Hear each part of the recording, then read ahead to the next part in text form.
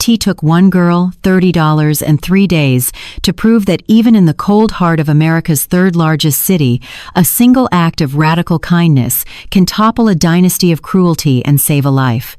The elevated train roared out of the station, leaving behind a sudden heavy vacuum of sound. This was the Chicago Loop, churning turbine of human ambition and exhaustion. Everyone was moving, heads down, eyes fixed on the illuminated exit signs, their personal escape routes. No one was looking at the figure slumped against a granite pillar near the turnstiles. She was a woman of color, older, draped in a worn, heavy coat, her posture betraying acute distress. Her voice was a cracked whisper, frail and barely audible above the constant rush of the HVAC system. "Please, someone, I'm feeling faint. I'm stuck, and I just need help." I dropped my wallet. It was a common sight, this raw, visible desperation, and that's precisely why it was treated as invisible. In the financial district of an American metropolis, the default setting is strategic apathy. To stop was to expose yourself, to risk a scam, to risk a connection you couldn't afford. They didn't see a human being in urgent need. They saw a potential drain, a disruption to their tightly managed lives. It was an appalling reflection of the modern American dilemma, a society that preaches neighborly compassion while practicing ruthless self-preservation. They averted their gaze, clutching their sleek mobile phones and expensive lattes, their unspoken judgment, a universal shield. Someone else's job, not my problem, keep moving. But one set of eyes registered the plea. They belonged to Mia Jenkins, a 16-year-old student from the city's overlooked South Side. Her uniform was a cheap, ill-fitting hand-me-down. Her worn backpack looked like it was about to surrender to gravity. She knew what it meant to be overlooked, to be judged by what she lacked. Her pockets held exactly $1.00 in crumpled change, plus a prepaid bus pass. She too had already passed the woman, the crowd's momentum, and the instinct to survive overriding the instinct to care. "You can't help anyone, Mia. You are the one who needs saving." Yet, the whisper lingered. It snagged on her conscience, a thin, plaintive chord in the loud symphony of the city's indifference. She took a few more steps, then another dozen. A searing memory flashed. Her mother, Diana, exhausted after working 2 consecutive shifts, carefully folding a $20 bill and hiding it in Mia's sock for a school field trip. Sacrifice. Mia stopped abruptly. She spun around, a small figure pushing back against the overwhelming outgoing tide of commuters. Her meager resources, her entire day's lunch money, everything she possessed was a testament to hardship, but the woman's visible fear was a testament to something deeper than poverty. As Mia watched, a group of young professionals in pressed suits deliberately stepped into the street, rather than walk near the slumped figure, their laughter loud and dismissive. Mia felt a hot surge of bitter recognition. They see her the way they see me. That feeling of being dismissed, of being worthless, was a powerful catalyst. Every instinct told her to keep walking, to protect the tiny, fragile shell of her own existence. She had her own overwhelming battles to fight. She needed help more than anyone. She turned fully, her worn sneakers squeaking slightly on the slick marble floor. She knew she had nothing practical to offer. She had no authority, no money, and no voice. But she had a choice. A profound, silent choice. She took one hesitant step toward the woman, then another, the weight of the city's gaze suddenly upon her, watching her break the unwritten rule of urban survival. She was about to find out if the cost of true kindness was greater than the cost of simply walking away. 3 days earlier, Mia Jenkins sat rigid at her desk in the back corner of her high school classroom. Her world was a monochrome sketch. No friends, no future she could see. Her uniform felt heavy, like a constant declaration of her family's poverty. She did not raise her hand. She kept her breath shallow. Being invisible was her only defense. Mia lived in a cramped, rotting apartment building on the South Side, the kind of subsidized housing where the walls bled water stains and the winter wind sliced through window gaps, despite the layers of duct tape her mother had applied.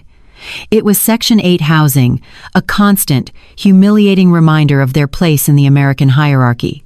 They had been there ever since her father walked out 3 years ago, leaving behind a stack of overdue utility bills and a mountain of unsecured debt, the kind of debt that promised to haunt them forever. The American dream was built on credit, and that credit had become their cage. Her mother, Diana Jenkins, was the only reason Mia existed.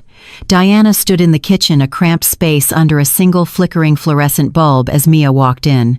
Diana was never still.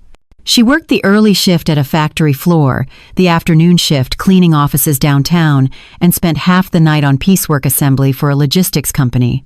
She was perpetually exhausted, running on a grim combination of cheap coffee and pure, defiant love. Her only rest was the few hours she slept between 3 o'clock and 6 o'clock in the morning. "Mia, you're home," Diana said, her voice rough with fatigue. She kept working, scrubbing a plate, the steam from the sink, the only humidity in the dry air. Mia's guilt was a dull ache. Every dollar spent on her education or her food was a minute stolen from her mother's life. Mia saw the skin on her mother's hands rough, cracked, and scarred by chemicals and cardboard. These were the hands that built their entire, fragile world. Mia's life was an endless loop of avoiding notice. She ate lunch in the library, she walked the hallways with her eyes fixed on the floor, and she prayed every day that the school year would simply end. She had accepted her lot. Poverty meant invisibility, and invisibility meant survival. She knew the statistics about generational wealth and upward mobility in America. The numbers were stacked against her. She was a single data point in a vast, cold social system designed to keep her exactly where she was. And then, one afternoon, the entire structure of her carefully managed existence exploded. It happened after the final bell, in the empty hallway near the lockers. Trevor Shaw was standing there. Trevor, the star quarterback. 6 feet tall, easy confidence, and the kind of easy privilege Mia only saw in movies. He was everything she was not. Trevor was surrounded by a small crowd, his usual entourage, and they were all watching. He stepped forward and lowered his head, a gesture Mia couldn't process. "Hey Mia, I really like you. Will you go out with me?" Trevor's voice was clear and loud. Mia's heart slammed against her ribs. Lies. This is a cruel joke. She was the target of every mean whisper, the girl who wore the same worn shoes every day. She was the absolute bottom of the social ladder. Why him? Why the most popular guy in the whole school? His eyes were serious, his gaze unwavering. The sudden, intense attention felt like a physical heat. "Well, what do you say?" Trevor pressed gently. The crowd held its breath. A part of Mia, the small, desperate part that longed for one normal day, one moment of acceptance, seized the chance. Her voice was a terrified tremor. If you really want to." "Yes." A triumphant, broad smile exploded across Trevor's face. "Awesome! This is great!" he yelled, pumping a fist. The whole circle erupted in cheers. Mia stood there, shaking, her gray world suddenly bursting with an impossible, overwhelming color. She finally had someone. She finally had a chance to be seen. She ran all the way home, unable to contain the rush. She burst through the door, finding her mother peeling potatoes at the counter. Mom, you won't believe it. I got asked out." Diana's eyes went wide. She put down the vegetable peeler and turned, the expression on her face morphing from weariness to pure, radiant joy. She grabbed Mia's hands. "Really? Who is he? Tell me everything, baby." "Trevor Shaw, the quarterback. Everyone loves him. He's the most popular boy in school." Mia felt the flush rise to her cheeks. She was talking about him, and it was real. Diana pulled her into a fierce, rare hug, her strong, tired arms wrapping tightly around Mia. "I knew it. I knew someone would finally see the beautiful, good person you are, Mia. You deserve this."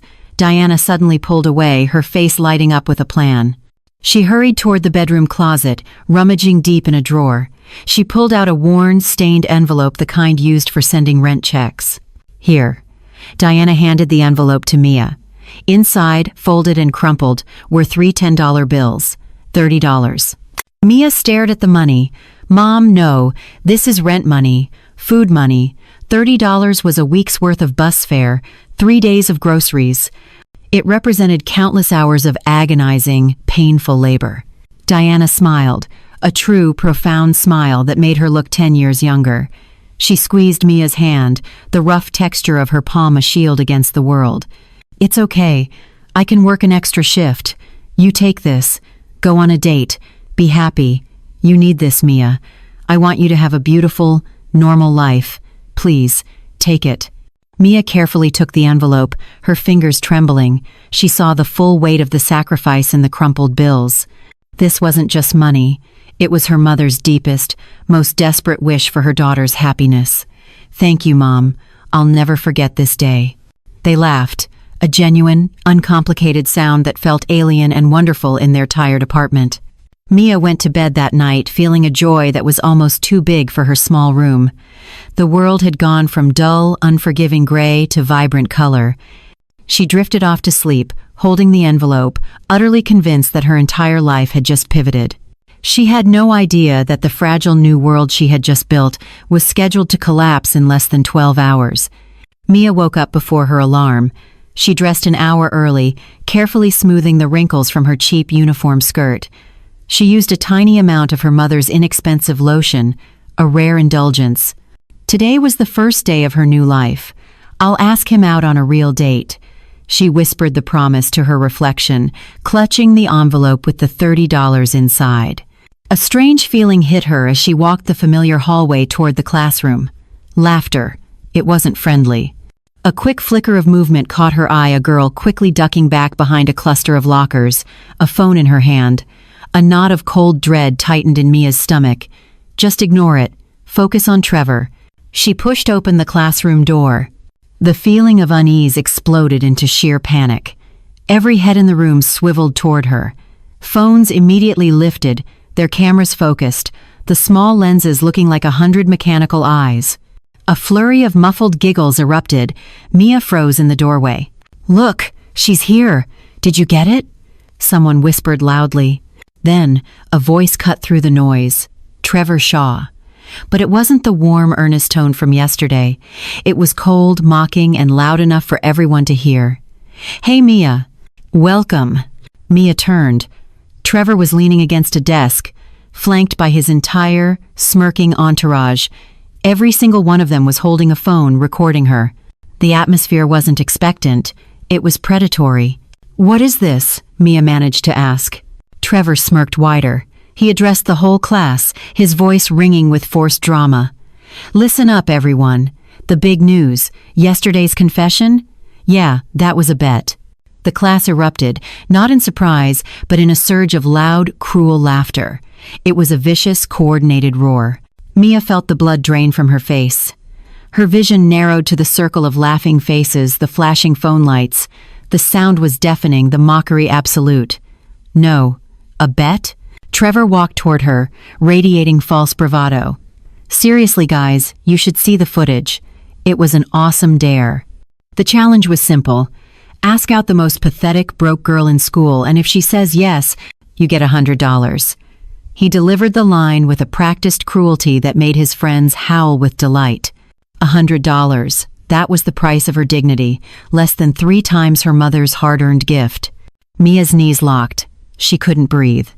The air felt thick, poisonous. It was a lie. All of it. Why would I ever believe it? The image of her mother's exhausted, hopeful face filled her mind.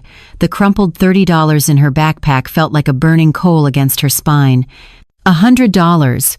Worth it, right? One of Trevor's friends yelled, zooming in on Mia's paralyzed face. Trevor leaned close, his previous charm replaced by pure contempt. "Come on, you didn't actually think I'd ever be with someone like you? Someone whose family lives in that dump?" The final word dump hit her harder than any blow. It wasn't about her clothes or her grades, it was about her life, her mother's sacrifice. Tears sprang to her eyes, humiliatingly hot and immediate. She tried to stop them. Crying in front of them meant giving them exactly what they wanted, more footage, more laughs, more proof of her weakness. But the betrayal was too deep, the public shaming too complete. The tears fell. "Ugh, stop the waterworks, Janko," Trevor sneered, using the cruel nickname the class had invented for her. "Seriously? Acting like that? So trashy." Mia turned and ran. She didn't look back. She didn't care where her backpack was, or her books.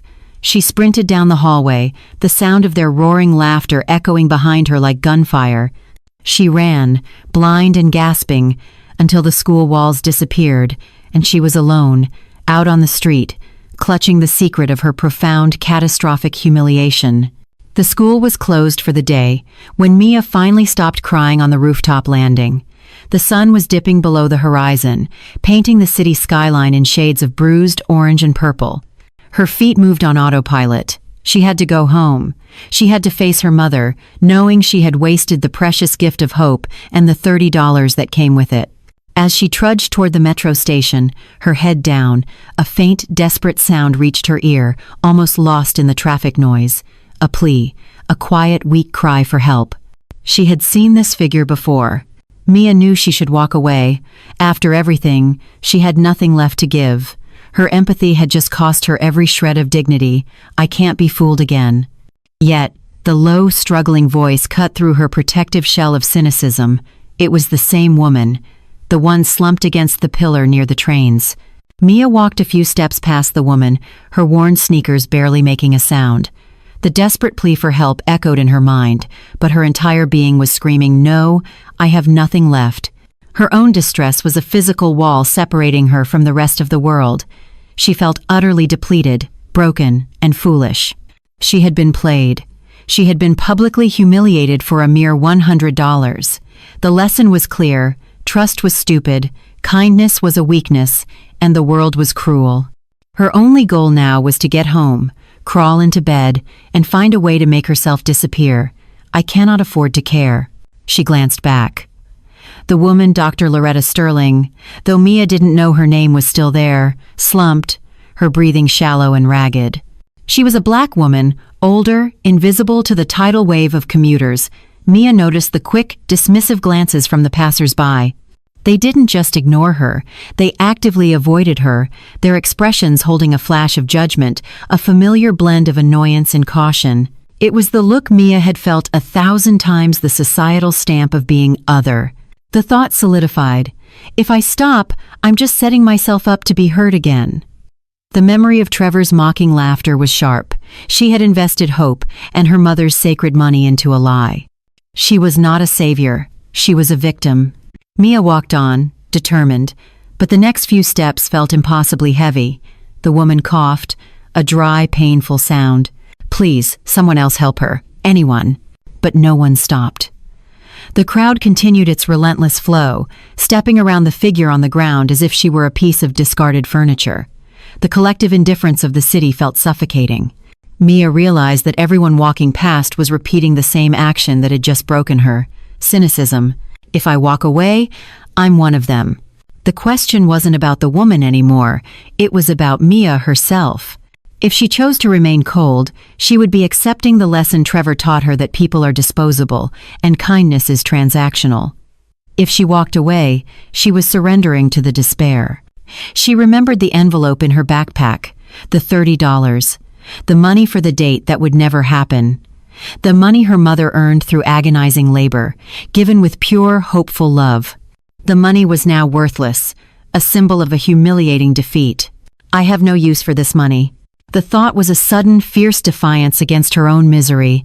The date was gone, the lie was exposed, but the meaning of the $30 her mother's love didn't have to be lost. It could still stand for something real. It could be used for the purpose her mother intended, to bring happiness or relief, even if not to Mia. She stopped dead. She had gone too far. She turned around, the movement sudden and sharp, surprising a few commuters. She walked quickly back toward the pillar. The woman looked even worse now, her face pale, slick with sweat. Mia knelt down, ignoring the commuters, who now stared at her with renewed interest, the girl who was breaking the rules. "Ma'am, are you okay?" Mia's voice was low, shaky. The woman raised her head slowly, her eyes unfocused and weary.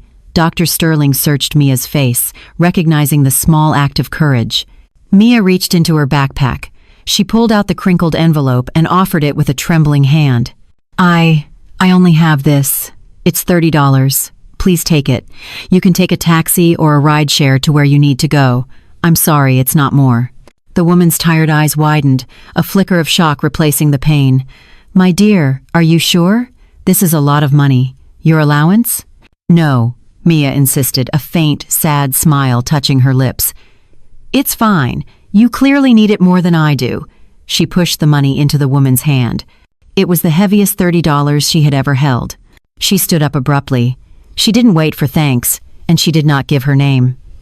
She didn't want to be known. She didn't want the woman to see the depth of her own brokenness. She simply walked away, merging back into the crowd. The hope was gone, the money was gone, but as she walked, Mia felt an inexplicable, quiet shift in her chest. The suffocating pressure was slightly less. She had nothing, but she had not become one of the cold, hard faces of the city. She had chosen to invest her loss into someone else's survival. She believed she had walked away from a stranger, having lost the last piece of financial security her mother had offered her. She had no idea she had just invested in the single most powerful figure in the entire city, a choice that would determine not just her future, but her mother's very life. The next morning, Mia faced the school with a pit of absolute dread in her stomach. She knew the reality. Her mother could not afford for her to stay home. Fear was a luxury they couldn't indulge. Mia lied to Diana, saying she felt fine, and walked to the bus stop. Every step, an act of courage against her profound humiliation. She entered the school and immediately felt the shift. The atmosphere was charged, eyes following her. As she approached the classroom door, she could hear the distinct sound of video playback and laughter. The sinking feeling from yesterday returned, deeper this time. When Mia walked into the room, all eyes focused instantly. "Look, she showed up!" someone called out. The classroom was not quiet. It was a theater of cruelty. Students were huddled around phones, giggling and pointing. The source of the noise was clear, the video of her humiliation. On one screen, she saw a clear shot of herself, eyes wide, face flushing with joy when Trevor confessed. Then, the abrupt cut to her paralyzed, tear-stained face after the reveal. "Check out the face!" a girl shrieked, making her friends laugh harder. She totally bought it, the ultimate fail. The video had gone viral overnight on the school's private social media channels. It was a spectacle, an event. Mia was not a girl. She was content. She was a meme for a day, a piece of entertainment to solidify the social hierarchy. This is worse than yesterday. Yesterday was betrayal. Today was public consumption. Mia walked to her desk and slumped forward, resting her head on her arms. She couldn't look up. The video was playing repeatedly, the audio of Trevor's mocking voice. Ask out the most pathetic, broke girl. A constant, brutal soundtrack. She wanted the floor to open up and swallow her whole. "I just want to disappear." Suddenly, the noise level spiked. Outside, a long, piercing sound cut through the school's general noise, the squeal of tires and the heavy thump of a door closing, followed by a low, powerful engine rumble. Students near the window raced over to look. What was that? A crash? No way. "Look at that car, dude." The murmuring quickly escalated to excited shouts. Mia didn't move her head. She didn't care about a car. "That's a Rolls-Royce Phantom. Who is that? That thing costs more than my entire block." "Wait, is that a driver? Getting out?" Then, the excited clamor changed, hardening into stunned silence, then disbelieving whispers. The sudden shift in tone was unmistakable. The cruelty directed at Mia evaporated, replaced by genuine shock and awe. "No, I know her. That's Dr. Sterling." "Wait, the Sterling? From the news? The CEO?" Mia's head snapped up. Dr. Sterling.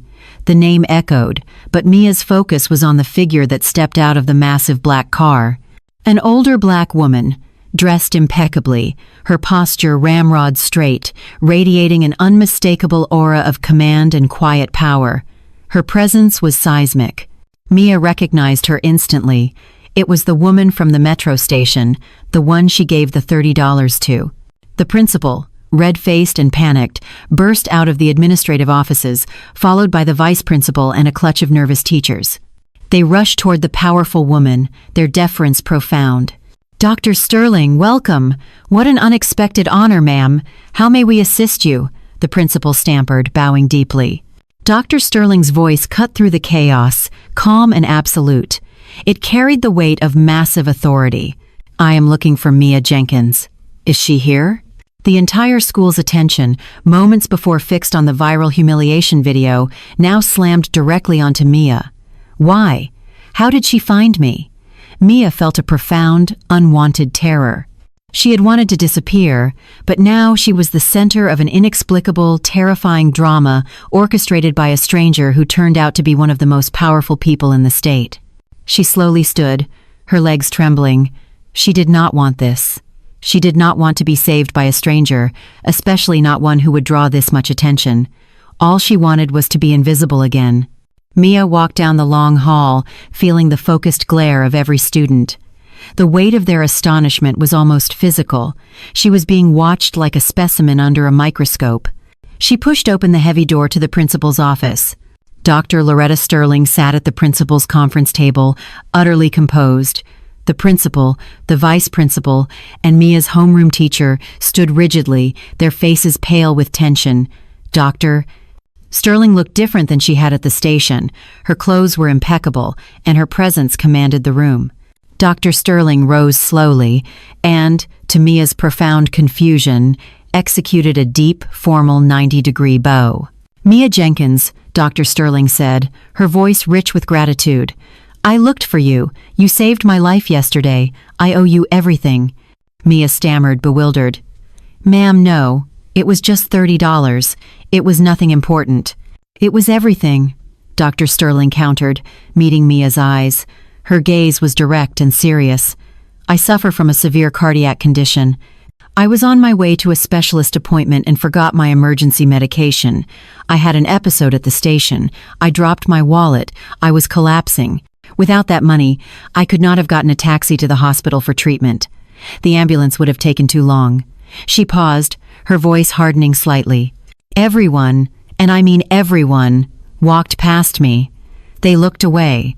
But you, a child, stopped." The principal and vice principal exchanged horrified glances. The principal quickly interjected, "Miss Jenkins, that is truly remarkable. We are immensely proud of your actions. A shining example of—" Mia cut him off, her voice flat. "I wasn't looking for praise. I just did what anyone should have done." She felt intense anxiety. She wanted this whole spectacle to end. She wanted to be forgotten. "Please don't make a scene."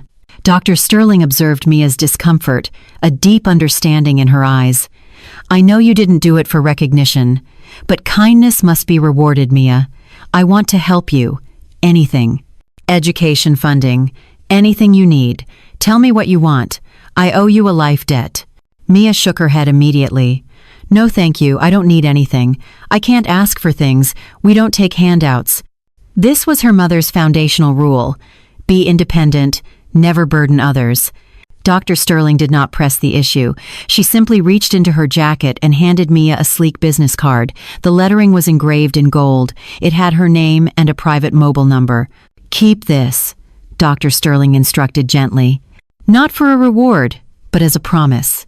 If you ever find yourself in a situation where you truly have no options, no one to turn to, no matter how big or how small the problem, you call this number. Promise me." Mia took the card, her fingers trembling against the smooth, heavy stock. "I promise." Dr. Sterling stood, turning toward the school administrators. The shift in her demeanor was immediate and chilling. Her voice dropped, becoming razor-sharp, the tone of a CEO addressing a failing department. "Principal," Dr. Sterling began, "I am disappointed, deeply. What is your policy on the systemic abuse of students? I was recently made aware of certain footage circulating on social media involving a cruel bet and public shaming directed at this young woman." The principal's face went white. The vice principal started sweating visibly. "Ma'am, we are investigating. We take bullying very seriously. You were investigating a video that went viral hours ago while the victim was sitting in class being mocked?" Dr. Sterling's gaze was lethal. "I will be paying close attention to this school's immediate disciplinary actions. If I see evidence that Miss Jenkins' experience has not been fundamentally corrected and that true justice has not been served, I assure you, my focus will shift from gratitude to demanding accountability." She gave them no chance to reply. She looked back at Mia, a soft, encouraging smile replacing the fury. "Remember our promise, Mia." Dr. Sterling walked out, her driver opening the door, the heavy silence she left behind more powerful than any shouting. Mia was left standing in the office, the golden card heavy in her hand, the sudden reversal of power dizzying. As Mia walked back toward the classroom, the atmosphere had undergone a profound transformation. The laughter was gone. The pointing was gone. Students stared at her, not with cruelty, but with fear and confusion. Who is she? Is she secretly rich? The former bullies, including Trevor, kept a wide, nervous distance. The day ended in a haze. Mia walked home. The immediate threat of ridicule lifted, but a deep, profound worry replaced it. I don't want forced peace. True peace required self-respect, not the fear of a powerful CEO. She let herself into her family's dark apartment. "Mom, I'm home," she called out. Silence. The apartment was unusually still. A cold dread, far worse than the fear of ridicule, gripped her. She rushed through the small rooms. She found her mother slumped on the kitchen floor, breathing in shallow, terrifying gasps. "Mom! What happened? Mom, wake up!" Mia screamed, scrambling to her mother's side. Diana's face was ashen, her breathing terrifyingly shallow, consciousness slipping away. Mia frantically pulled out her phone, her hands shaking so violently she could barely dial the emergency services number. She managed to give the address and explain her mother had collapsed. A stream of desperate words poured out while she clutched Diana's icy cold hand. "Don't leave me. Please, Mom, don't leave me alone." The minutes waiting felt like an eternity until the wail of the ambulance siren finally cut through the night. At the hospital, Diana was immediately rushed into the intensive care unit. Mia sat in the sterile hallway, utterly helpless, watching the clock hands creep toward midnight. After an agonizing hour, a doctor emerged, his expression grim and heavy. "Your mother's condition is acute heart failure, triggered by severe, prolonged stress and overwork," the doctor explained, his voice measured. "She has been pushing her body past its absolute limit for years." Mia remembered her mother's tired smile, her promise to work extra hours for the date money. "This is my fault," the doctor continued. "She requires immediate cardiac bypass surgery. It is complex and time is critical. Tonight is the most dangerous window." He hesitated, then delivered the final, devastating blow. "Even with insurance, the out-of-pocket cost is significant. We estimate about $150,000. The number hung in the air, vast and impossible. $150,000. It was more money than Mia had ever seen, more than her family would earn in 5 years. They had no savings, no family to ask, and her father was long gone. "I have no time, I have no way." Mia sank onto the hard plastic chair in the hallway, her head spun with panic and despair. Her mother, her entire world, was behind that glass door, and the only barrier to survival was a cold, impossible sum of money. She covered her face, the tears silent and hot. "What do I do?" In that moment of absolute darkness, her hand brushed against the strange, heavy card in her pocket, Dr. Loretta Sterling's golden business card. "Call this number if you ever truly have no options." The CEO's words echoed clearly in the silence. Mia's pride screamed in protest.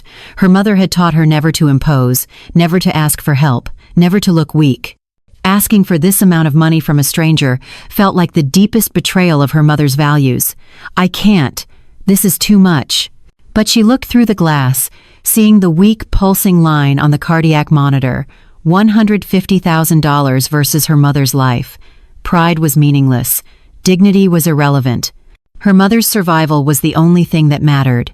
Mia pulled out her mobile phone, her entire body shaking. She looked at the gold lettering on the card, her fingers hovering over the private number. She had to swallow her pride. She had to violate her mother's most sacred rule. She had to hope that a single act of kindness 2 days ago could somehow outweigh a lifetime of debt and despair. With a profound, silent prayer, Mia pressed the call button. The phone rang once, twice. It felt like an eternity. A composed voice answered, "Sterling here." Mia's control instantly broke. "Dr. Sterling, it's Mia." "Mia Jenkins," she choked out, fighting back a fresh wave of sobs. "I promised I wouldn't call, but my mother." She collapsed. "She has severe heart failure from overwork. She needs immediate surgery, and we can't afford it. The cost is $150,000. Mia's voice was barely a whisper. I have nowhere else to turn. Please, I know this is an impossible ask. Dr. Sterling's voice, which had been so formal, immediately softened with concern. Mia, stop. Listen to me. Tell me the name of the hospital right now, and your room number. Do not worry about the money, not for 1 second. You will come? Mia asked, disbelief overwhelming her panic. Of course I will come, Dr. Sterling stated firmly. You saved my life. You are a truly precious person, and your mother deserves the best care. You did the right thing by calling. I'm on my way. The line clicked dead. 30 minutes later, the air in the hospital lobby fractured. A massive black sedan pulled up to the entrance, and Dr. Loretta Sterling emerged with 2 assistants. Her presence commanded the immediate attention of the hospital staff. Dr. Sterling found Mia sitting alone in the hall. She walked directly to Mia and pulled her into a firm, comforting embrace. It is going to be all right, child. Everything is handled now. She immediately sought out the attending physician. Her tone was no longer gentle. It was the sharp, uncompromising command of an executive. I am Dr. Sterling.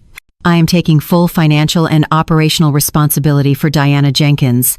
You will assemble the finest cardiac team available in this region. The cost is irrelevant.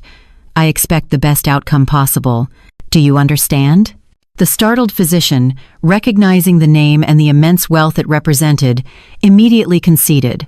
Yes, Dr. Sterling. We will begin preparations immediately. Mia watched, stunned, as Dr. Sterling signed the consent forms for the massive surgical bill, her hands steady and decisive. Dr. Sterling looked at Mia, her eyes full of empathy. Your mother is a fighter, Mia, and I already knew you were. She will pull through this. The surgery began shortly after midnight. It was a high-risk operation. Dr. Sterling did not leave. She sat with Mia in the cold waiting room, defying her own exhaustion. She ordered her assistant to bring them refreshments, though Mia couldn't touch anything. Tell me about your mother, Mia, Dr. Sterling asked, wanting to shift Mia's focus. How did she raise such a courageous young woman? Mia slowly began to tell her. The debt, the endless shifts, the small, tired apartment, the boundless, sacrificing love. Dr. Sterling nodded, a deep sadness in her eyes. She is a truly amazing woman. Your heart and courage, Mia, are her legacy. As they sat in the anxious silence, Dr. Sterling revealed more. She had not forgotten the humiliation Mia suffered. The day before, when she tasked her secretary with finding Mia, the background check revealed the viral video from the high school. Dr. Sterling knew about the cruel bet, the shame, and the class prejudice Mia had endured. She understood Mia's hesitation to ask for help, a deep-seated sense of pride that poverty had taught her. She saw not just a girl needing a loan, but a crisis of justice. After 6 agonizing hours, just as dawn broke, the surgical light above the operating room door finally switched off. The lead surgeon emerged, looking utterly spent. The silence was heavy and absolute. The surgeon slowly pulled down his mask, his face etched with exhaustion. Mia and Dr. Sterling stood instantly, their hearts pounding in unison. There was a moment of heavy, profound silence, where 1 second felt like an hour. The surgery was successful, the doctor announced, his voice steady. It was challenging, but your mother is stable. She is through the worst of it. Mia collapsed to her knees, overwhelmed by a torrent of relief and gratitude. Dr. Sterling helped her up, tears glistening in her own eyes. She made it, Mia. She is strong. A few hours later, Diana woke up in the recovery unit. Mia, she whispered, her voice frail. Mia rushed to her side, gripping her mother's hand. I'm so sorry, Mom. I should have told you how hard you were working. Don't apologize, Diana murmured, shaking her head slightly. She saw Dr. Sterling standing nearby. Who is this kind woman, Mia? Mia explained everything. Finding Dr. Sterling at the station, the $30, the life debt, and the staggering surgery cost. Diana wept, overwhelmed by the magnitude of the kindness shown by this powerful stranger.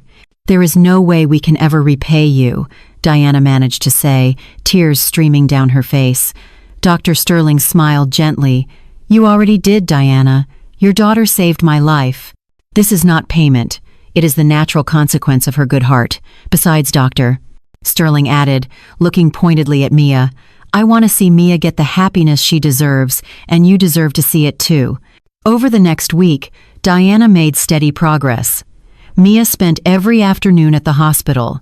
One day, as Mia was getting a drink, Dr. Sterling approached her, a new, mischievous glint in her eyes. I saw the video, Mia, the one from the school, the bet nonsense. Mia looked down, ashamed. I knew you knew.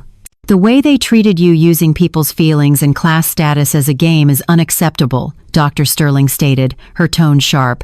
We will not let them win this. I have an idea, Mia. I don't want to fight their fear. I want to transform their envy. I want a bit of social justice applied to that hallway. A revenge? Mia questioned, uncertain. I don't want to fight with fear, Dr. Sterling. That's what they do. It's not revenge, Dr. Sterling corrected, touching Mia's shoulder. It is about reclaiming your power. It's about walking in there and owning your worth, not out of fear, but out of sheer confidence. You will be the one in control this time. I am merely facilitating the process. Dr. Sterling took Mia's hand. We are going to start by showing the world the brilliance I already see. Come with me now. Where are we going? Mia asked, hesitant but intrigued. To the best salon in the city, Dr. Sterling announced, a genuine smile spreading across her face. It is time for your transformation. It is time for you to truly see yourself. Dr. Sterling drove Mia to a renowned exclusive downtown salon. Inside, famous stylists immediately attended to Mia. Dr. Tuel. Sterling gave simple instructions. Show her the brilliance that is already there. Mia sat quietly, watching a meticulous process unfold, her hair cut and styled with precision, subtle professional makeup applied, and her appearance refined. When she looked into the mirror, Mia gasped. The girl staring back was polished, confident, and vibrant. Dr. Sterling presented her with a set of new, tailored clothing. This is simply the exterior, Mia, Dr. Sterling stated. The real change happened when you chose kindness over cynicism in that metro station. Now, you must act like the person who made that choice. The next morning, Mia dressed carefully. She was nervous but focused. She walked into the school and opened the classroom door. The immediate silence was absolute. Every single student stopped, stared, and searched her face. Who is that? A transfer student?